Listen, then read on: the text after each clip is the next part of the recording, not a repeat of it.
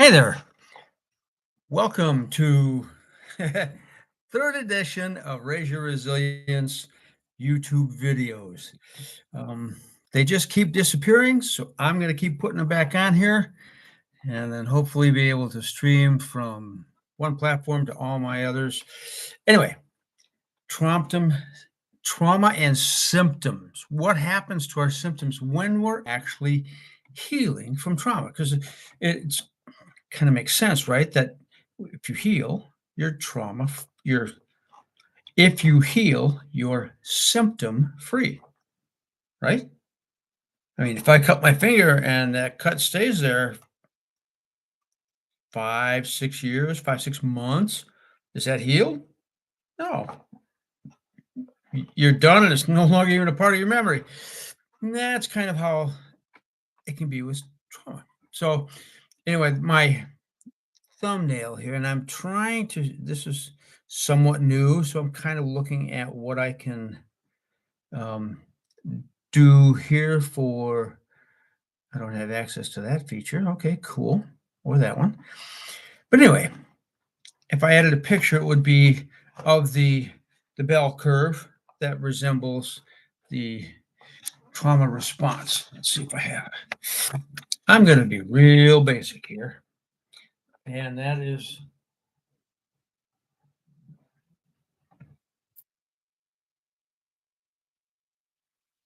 so this is the threat response. Yes, it's on the back of another piece of paper, which makes it difficult to read. This is the baseline, and down here is the social engagement zone. That's where we're safe. That's where we can live. If we've been traumatized, we don't live there. Now, the other part here is this is fight or flight. And when we get activated, we go from here up into fight or flight. We deal with the crisis. Crisis is over, and we come back into social engagement. This is a cycle. Now, what happens to create trauma is we go from here into here, or even into here, or we live somewhere on this line here, and we don't complete the cycle. When we don't complete the cycle, we stay here. If I could use a slight bit of an illustration here, having been a firefighter, EMT rescue operator for 16 years, when the pager goes off, you go from here to here. Now, and this is just a metaphor, so it's touching on one point, not all. If I don't get any indication that the call is over, then I'm still here. I'm still standing there with the hose in my hand. And I'm still standing there with the hose in my hand days and weeks, months later, because nobody bothered to come back and tell me the call was done, or signal to my pager the call was done. All right, that's kind of how that works. And I won't go into the neurobiology of all that right now, but that's how that works. Now, that's the trauma. And of course, when we go into fight or flight, there are a lot of symptoms that go along with that. The whole physiological change is dramatic, to say the least. And an important one is the endocrine system, because that really gets buggered up and that affects a lot of stuff. And so that's one of the important ones to bring down. But the heart rate goes up, the breathing rate goes up, all of this stuff happens. It affects every part of us. And so one of those things, though, is tension. The body tenses up because it wants fight or flight. What does it want to do? It wants to fight or flee. See, humans were meant to do this really fast for short periods. Okay, we evolved to do that. So that's one of the things that, you're running. You get to, and, if you're going to train running, learn how to do that. And it's a little out of my bailiwick right at the moment. I just tried to be smarter rather than faster. Anyway, so this energy creates this big muscle movement, kind of takes away some of the finer motor movements that we have. And now we're primed for action. Action doesn't happen. Where does that energy stay? Stays here in the body. So my body right now is neurophysiologically geared for fight or flight. My muscles are all tense. My endocrine system, heart rate, breathing rate, and digestive system, reproductive system, all of these are impacted. And one of the things it does is it begins to change my eyes, change my ears, but it begins to affect blood flow. And there's a shunting of blood that happens inside that response to take as much blood as possible to send it to these muscles that need to flee or fight. And one of the places it takes it from, because it's not a priority when it comes to survival, is right here. It's called hypofrontality, which is a bigger issue long term. Because guess what? That stress cycle was meant to be acute, not chronic. We did not evolve to have an acutely activated, stuck in that system, just going around the hamster wheel long term. That's new to modern man. So we have these threat cycles that are going on. We're traumatized, and we have these symptoms. So what happens when we begin to heal? Well, kind of depends on the tool set you use, but you are equipped. Your body is equipped to complete those cycles and discharge that energy. Yeah, discharge that energy, get it out of your body to bring you back to this place down here, the place of safety, the ability to be in relationships, the ability to know and navigate your own emotions, the ability to know and navigate the sensations of your own body, to be able to have romantic relationships, work relationships, friend relationships, to be able to answer big questions that may not have answers and not be scared of those answers. So all of these things are disrupted by trauma. It's a disrupting infected wound. Okay. And that can happen not just because you're a firefighter or EMT or anything, like childhood emotional neglect. Boom, big one. Just neglect. We're not talking about hitting and slapping around and stuff like that. We're just talking about neglect, because there's a lack of attunement and attachment. And now you have a child whose developmental system is upset. And boy, that just spreads to the rest of life. Anyway, it develops all of these symptoms. First in the body, then it comes back to the psyche. So your belief systems, your emotions, the things you think, where your focus is, your worldview, all those kind of things begin to get disturbed. So when you start this healing process of completion and discharge, which is built right into your own body, there's a couple of things that happen. What happens to our trauma symptoms? Now, I have another, I'm going to do a twofer here. And that is this is a simple one that I use on my StreamYard, but let's imagine that this is our trauma symptoms right here on the day we start to heal. All right, down here, you got life signs. So when we begin to complete and discharge, this begins to happen. Also, this begins to happen all by itself, because the body is powerfully self-healing. I can stay focused on these if I want. In fact, if I go into a session and all I think about are the things that traumatize me, it's a good chance I'm going to be staying right there. What the work I do with clients, we don't need to talk about this. No need to. Not for a while. That allows these things to begin to emerge. Now, here's the cool thing. What actually happens to those symptoms? Well, some of them just dissolve on their own. And I read that when I read Lawrence Heller's book on healing developmental trauma, which was the title. And one of the things that jumped out at me was my own experience with shame. And so, okay, I lived with, and that's that voice in your head that says you're unlovable, you're irretrievably broken. I can't figure stuff out, so I'm either an idiot or I'm stupid or I'm whatever. Mostly, and it has a lot to do with unlovable. And so when we're that way, boy, do we play a lot of games to try to prove that that's not true. Okay, so all of those, your shame, my shame, just, one day I went through an experience, and when it was done, I walked away and I was like, wow, wait, whoa. stopped on the sidewalk halfway between this common building and where I was living. And I said, "What the hell happened to my shame? Where did that go?" Because that would have been the very place where it would have been activated. Oh, big time. I was just like, I was expecting more of a fight with this, more solid work, hands-on type of thing. It's like fixing something that's rotten in a building where you have to do some propping up, and then you got to take all the sheetrock and the siding off. You got to replace some of the, or maybe not the siding, but you got to get in and to the wall, fix the headers, fix the 2x4 studs.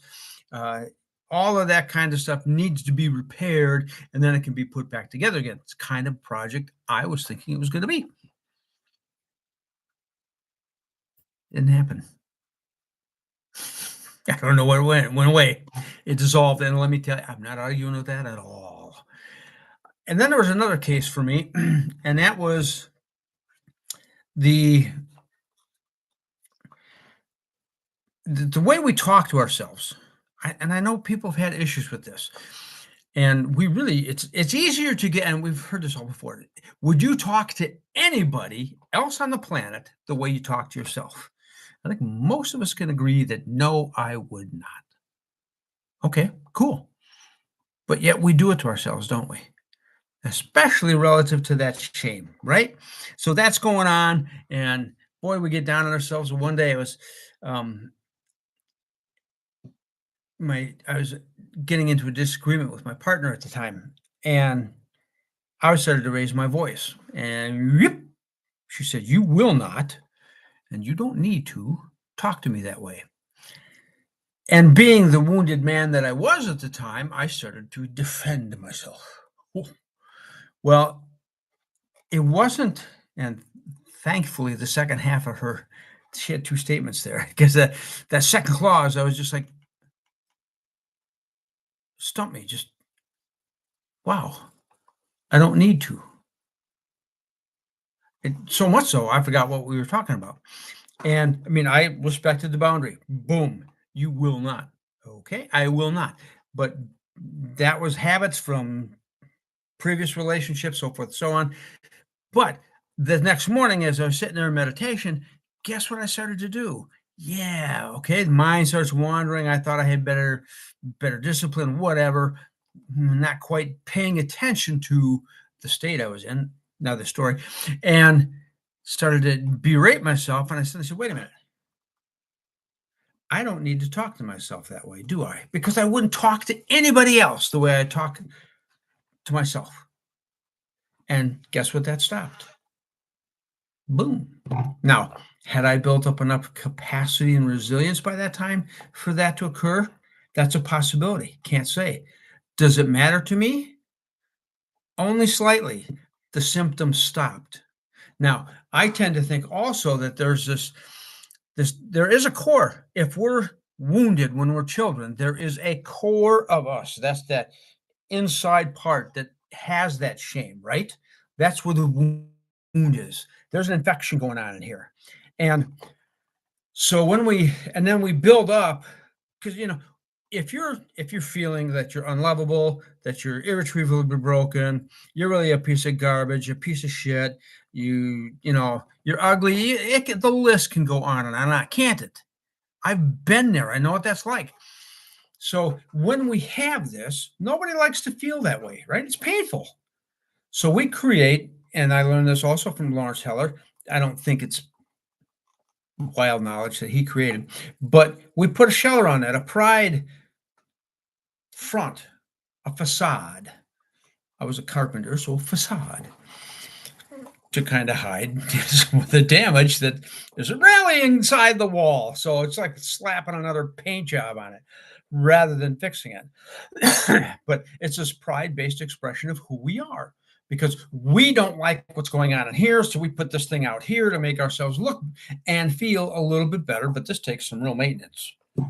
This takes maintenance. That takes energy. And traumatized people get real tired. That's part of the reason why.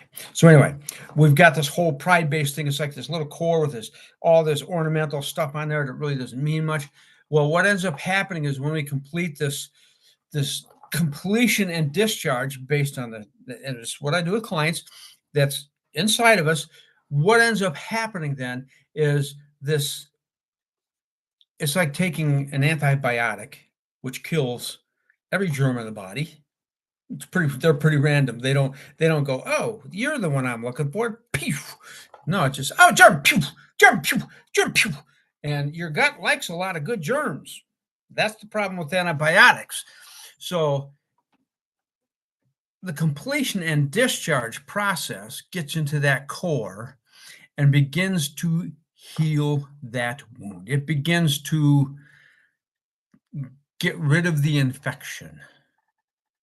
And in a good program, and in my program in particular, because there's face-to-face stuff, or at least on video, because some of my clients are international, so never the twain are going to meet,